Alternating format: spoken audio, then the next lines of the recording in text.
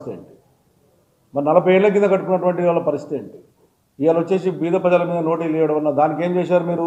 ఒక గుడి కూడా ఇచ్చారు. మీరు గుడి కూడా మీరు ఇలా మన నోటీస్ ఇచ్చారు. గ్రేవ్ గార్డ్కి ఇవ్వడానికి అవకాశాలు లేవు. గ్రేవ్ గార్డ్ పెట్టుకునే అవకాశం ఉంది, కానీ గ్రేవ్ గార్డ్ కూడా మీరు నోటీసులు ఇచ్చారు. ఆశ్చర్యం ఏంటంటే ఓ టెంపుల్కి ఇచ్చారు నోటీస్. అట్లా టెంపుల్లకు ఇవ్వచ్చా? ఎఫ్టేలు అందులో ఉన్నటువంటి 40 ఏళ్ల కింద ఉన్నటువంటి టెంపుల్ ఇది. ఆ టెంపుల్కి ఇచ్చారు. మీరు మున్సిపాలిటీ బిల్డింగ్ కట్టారంట, జిహెచ్ఎంసీ బిల్డింగ్ కట్టారట. మరి దాని పరిస్థితి ఏంటి?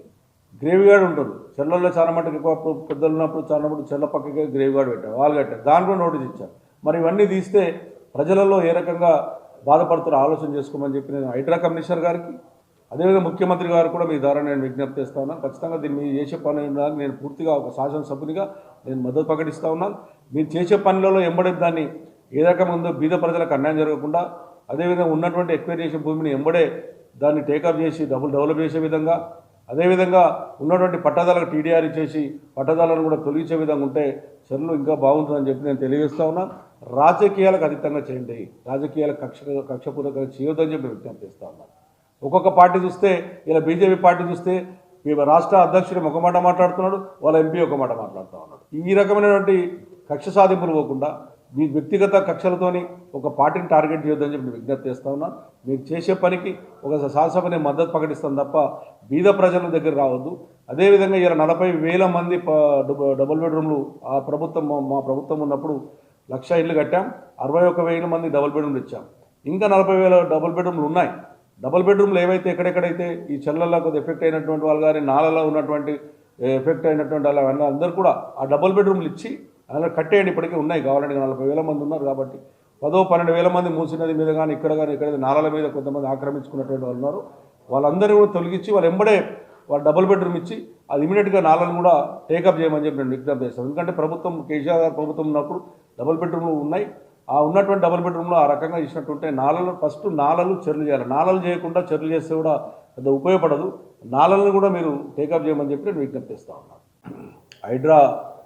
హైదరాబాద్ నగరంలో ముఖ్యమంత్రి గారు తీసుకొచ్చినటువంటి ఒక హైడ్రా పేరు పెట్టి ఎక్కడైతే చెర్లు ఉన్నాయో ఆ చెర్లలో అక్రమానికి గురైనటువంటి చెర్లన్నిటి కూడా మంచి చేయాలి అన్నటువంటి ఆలోచన ఆ చెర్లలో ఉన్నటువంటి పెద్ద పెద్ద బడాబాబులు కానీ వీళ్ళందరూ కూడా కబ్జకు గురైనటువంటి ఆలోచన ఉంది కాబట్టి ముఖ్యమంత్రి గారికి గతం నుంచి కూడా నడుస్తూ ఉంది. దానికి ముఖ్యమంత్రి గారికి హైడ్రా వలన ప్రజలకు మంచి జరగాలని ముఖ్యమంత్రి చేసినటువంటి హైడ్రా ఏదైతే ఉందో దానికి నేను పూర్తిగా అభినందిస్తూ ఉన్నాను. ఒక మంచి ఆలోచన హైదరాబాద్ నగరం కూడా, హైదరాబాద్ వాసునిగా, హైదరాబాద్లో ఉన్నటువంటి మాకు ఎక్కడ హైదరాబాద్ అంటేనే మాది, హైదరాబాద్ వాసునిగా ఎమ్మెల్యేగా ఉన్నటువంటి చెర్లు ఏవైతే హైదరాబాద్ నగరం ఉన్న చెర్లు, గొలుసుకట్టు చెరువులు చాలా మటుకు హైదరాబాద్ తెలంగాణలో గొలుసుకట్టు చెరువులు అనేవి ఉంటాయి. చెరుటు చెరువు నాలా ఉంటాయి. నేను ముఖ్యమంత్రి గారికి మీ ద్వారా విజ్ఞప్తి చేసేది ఏంటంటే, హైడ్రా ఉన్నట్టు కమిషనర్ గారు కూడా చెరుటు నాలా ఉన్నాయి. ఆ చెరువు నాలాలు ఉన్నటువంటి గొలుసుకట్ల చెరువులని నాలలలో కూడా 200 ఫీట్ల నాలలు, 150 ఫీట్ల నాలలు, 100 ఫీట్ల నాలలు, ఇవన్నీ నాలాలు ఉన్నాయి. దానికి కూడా ఆక్రమణకు గురయ్యాయి. మరి ఆ చెరువును రక్షిస్తూ చెరువును ఇమ్మీడియట్గా మనం ఎప్పుడైతే చెరువు మీద అక్రమాలు తొలగించామో తొలగించిన వెంటనే దాన్ని ఇమ్మీడియట్గా టేకప్ చేసి ఇమ్మీడియట్గా అభివృద్ధి కార్యక్రమం చేసి దాన్ని డెవలప్ చేసినట్టుంటే, పూర్తిగా తీసినట్టుంటే గ్రౌండ్ వాటర్ కూడా పెరిగే అవకాశాలు ఉంటాయి. ఎంబడే ఆ చెరువు ఉన్నటువంటి ల్యాండ్ ఏదైతే మిలిపోయిన ల్యాండ్ ఉందో దానిలో కాపాడుకుంటే ఇమ్మీడియట్గా నిధులు కూడా శాంక్షన్ చేయమని చెప్పి నేను ముఖ్యమంత్రి గారిని విజ్ఞప్తి చేస్తూ ఉన్నాను. మరి ఇలా చాలా మట్టుకు పట్టదారులు ఉన్నారు. కొంతమందిగా సికం ల్యాండ్ ఉన్నాయి, ఎఫ్టీఏలో ఉన్నటువంటి పట్టదారులు ఉన్నారు. ఆ పట్టదారులు ఉన్నటువంటి వాళ్లకు మరి మీరు టీడీఆర్ ఇచ్చి వాళ్ళను పక్క జరుపుతారా? మరి వాళ్ళకు కూడా ఏదైనా ఒకటి ఒక ఆలోచనతో చెప్పాల్సిన అవసరం ఉంది. కమిషనర్ గారు కానీ ముఖ్యమంత్రి గారు కానీ లోబడిన పట్టదారుల పరిస్థితి ఏంటి అంటే, పట్టదారులు ఉన్నటువంటి వాళ్ళు గతంలో హైదరాబాద్ నగరం పెద్దగా అయింది కాబట్టి పట్టదారులు ఇప్పుడు ఎవరు కూడా వ్యవసాయం చేసుకునే ఆలోచన లేదు కాబట్టి పట్టదారులు పోయి కోర్టుకు వెళ్ళినప్పుడు వాళ్ళ కోర్టు కూడా స్టే ఇచ్చినటువంటి సందర్భాలను చూసాం. కాబట్టి వాళ్ళకు టీడీఆర్ ఇవ్వమని చెప్పి నేను విజ్ఞప్తి చేసి టీడీఆర్ ఇచ్చి ఆ ఉన్నటువంటి ల్యాండ్ను మీరు టేకప్ చేసుకుంటే బాగుంటుందని చెప్పి నేను మీ ద్వారా నేను కోరుతా ఉన్నాను. మరి గతంలో నిరుపేదలు కట్టుకున్నటువంటి వాళ్ళు కూడా ఉన్నారు. నిరుపేదలు కట్టుకున్నటువంటి వాళ్ళు చెర్లలో వాళ్ళు పుణ్యానికి ఎవరు కట్టుకోలేదు. చాలామంది ఎవరో వచ్చి అమ్మి నిరుపేదలు కొనుక్కున్నారు. మరి అలా పరిస్థితి ఏంటి? మా దగ్గర ఒక చెరువు ఉంటుంది, దాని పేరే రాజీవ్ గాంధీ నగర్ అని పేరు ఉంది.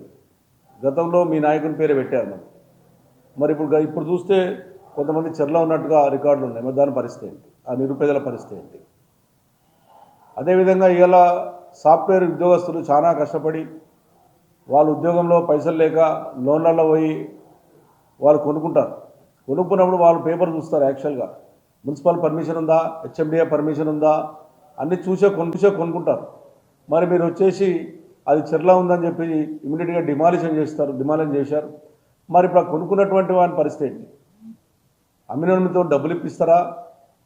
మరి పర్మిషన్ ఇచ్చినటువంటి కమిషన్ కానీ, హెచ్ఎండిఏ కమిషన్ కానీ, అదేవిధంగా మున్సిపల్ కమిషన్ సస్పెండ్ చేస్తారా? దాని బదులు ఎవరైతే బాధితులు ఉన్నారో ఇరిగేషన్ డిపార్ట్మెంట్కి సంబంధించిన వాళ్ళు కానీ, రెవెన్యూ డిపార్ట్మెంట్కి సంబంధించిన వాళ్ళు కానీ, అదేవిధంగా ఎవరైతే మున్సిపల్ అధికారులు ఉన్నారో టౌన్ ప్లానింగ్ అధికారులే కానీ, హెచ్ఎండి అధికారులు కానీ వాళ్ళు ఏమి యాక్షన్ తీసుకుంటారు? అంటే మీరు ఇచ్చినటువంటి పర్మిషన్ చూస్తే ఈరోజు కొంతమంది నిరుపేదలు కొనుక్కున్నారు, కొంతమంది సాఫ్ట్వేర్ ఉద్యోగులు కొనుక్కున్నారు, కొంతమంది బిజినెస్లు కొనుక్కున్నారు, కొంతమంది ఏదైనా షాప్ పెట్టుకుని కొనుక్కున్నారు. వాళ్ళ పరిస్థితి ఏంటనేటువంటిది కూడా వాళ్ళకి క్లారిటీ ఇవ్వాలి. వాళ్ళకి ఏ రకంగా రికవరీ చేసి వాళ్ళకి ఇస్తారు? వాళ్ళు లేకపోతే వాళ్ళు నష్టపోవాలా? మీరు నిజంగా మీరు అక్కడ ఉన్నటువంటిది చూడకుండా కొన్నారనడానికి కారణం ఏంటంటే మీరు ఇచ్చినటువంటి పర్మిషనే ఈ రోజున వాళ్ళు లోన్ తీసుకోవడం కానీ వాళ్ళకి వచ్చేటువంటి ఆలోచన ఉంటుంది. ఇప్పటికే కొన్ని బిల్డింగ్లలో లోన్ తీసేసుకొని వాళ్ళ నెలలు కూడా వాళ్ళ పేమెంట్ కట్టే అవకాశాలు ఉన్నాయి. కాబట్టి వాళ్ళ పరిస్థితి ఏంటి అది కూడా ఒకసారి ఆలోచన చేయండి. ఎందుకంటే ఒక మంచి స్టెప్ వేసేటప్పుడు కొన్ని కష్టాలు వస్తాయి. ఆ కష్టాలను మనం బాగా చెప్పుకోవాలంటే ఒక్కొక్క చెరువు ఒక్కొక్క కాన్షియస్లో ఉన్న చెరువుల మీద ఒక విశ్లేషణ, ఒక ఆఫీసర్ని, ఒక నోడల్ ఆఫీసర్ని అపాయింట్ చేసి ఒక కాన్షియస్కి ఉన్నటువంటి మనకున్న 24-30 కాన్షియస్ ఉన్నాయి.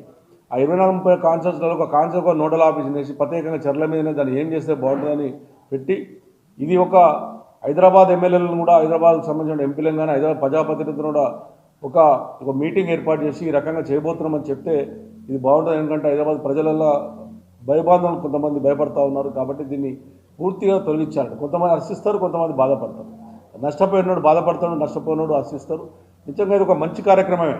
నా ఉద్దేశంలో హైదరాబాద్ నగరంలో ఉన్నటువంటి ఈ రోజున గుర్రం డెక్క విపరీతం పెరిగి హైదరాబాద్ నగరంలో దోమలు విపరీతమైనటువంటి దోమ వస్తూ ఉంది. ఆ గుర్రం డెక్క ఎందుకు వస్తుందంటే ఆ చెర్లలో పోయి డ్రైనేజ్ కలవడం వల్ల గుర్రం డెక్క ఏర్పడుతూ ఉంది. ఆ గుర్రం డెక్క పోవాలంటే మన డ్రైనేజ్ వ్యవస్థను చెర్ల కలవకుండా చేసేటువంటి కార్యక్రమం కూడా ఒకటి చేయవలసిన అవసరం ఉంది.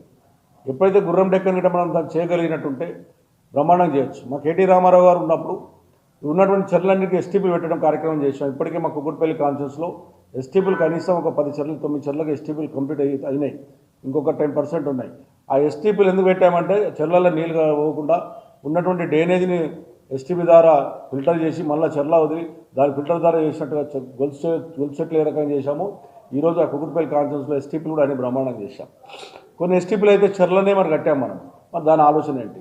ఇవన్నీ కూడా న్యాయపరంగా ఉన్నటువంటి ఆలోచనతో న్యాయ నిపుణులతో చర్చించి చెరువు హైదరాబాద్ నగర ప్రజలను మంచి ఉద్దేశం చేయాలని చెప్పి నేను ముఖ్యమంత్రి విజ్ఞప్తి చేస్తాను. మీరు తీసుకున్న నిర్ణయానికి నేను పూర్తిగా మద్దతు ప్రకటిస్తున్నాను. కానీ ఇవన్నీ ఆలోచన చేయండి. ఇవాళ మా దగ్గర బోయిన చెరువు ఉంది బోయినపల్లిలో. అక్కడ సుమారుగా 40 సంవత్సరాల కిందనే కట్టుకున్నారు. అక్కడ 40 సంవత్సరాల ఎస్సీ కాలనీ మొత్తం ఎస్సీలే ఉంటారు. అక్కడ కట్టుకున్నారు. వాళ్ళకి అన్ని ట్యాక్స్లు ఉన్నాయి, అన్నీ ఉన్నాయి. మరి ఇవాళ మీరు నోటీసులు ఇచ్చారు. మరి అలా